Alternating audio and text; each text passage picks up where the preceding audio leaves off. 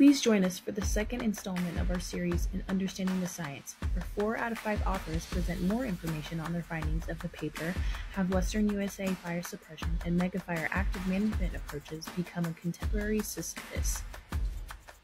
Well, I think the Sisyphus approach is kind of hitched to this, and it's the famous quote that is attributed to Albert Einstein: you do the same thing over and over and expect a different outcome. That's insanity.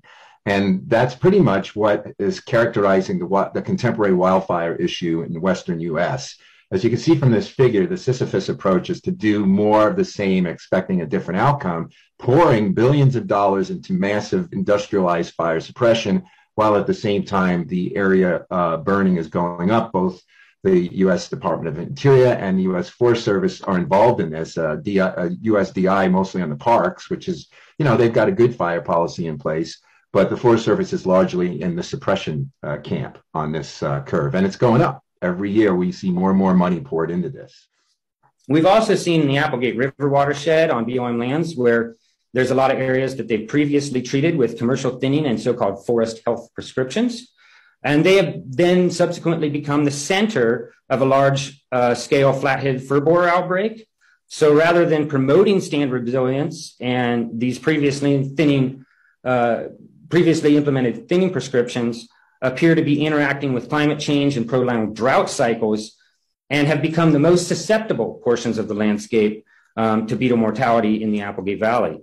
So these mortality events were then followed with post-disturbance logging, which removed both live and dead trees in the affected stands.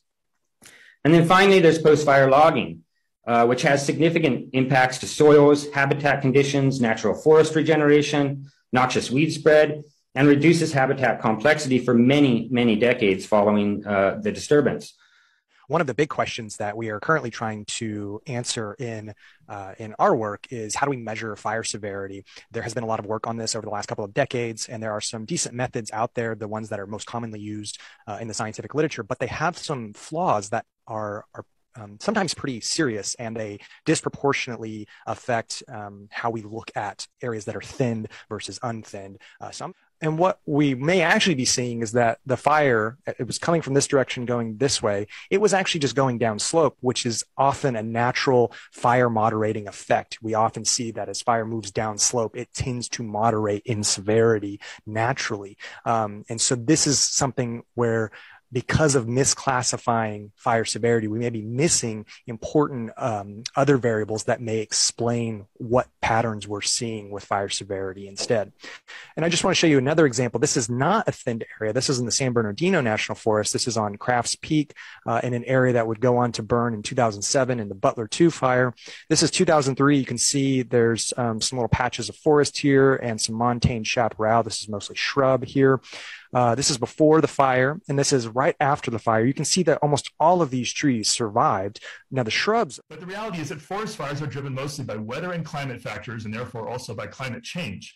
I'm a co-author of the largest scientific analysis ever done on this. We published that in 2016 in Ecosphere. That's Bradley et al. 2016.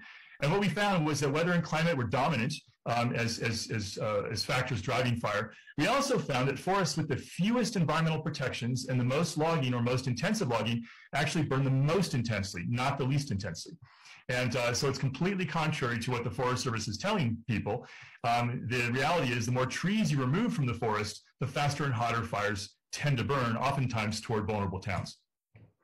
Other research has looked at this too in various modeling scenarios, and what they're finding is, in most cases, commercial thinning burns more intensely, not less intensely, in wildfires.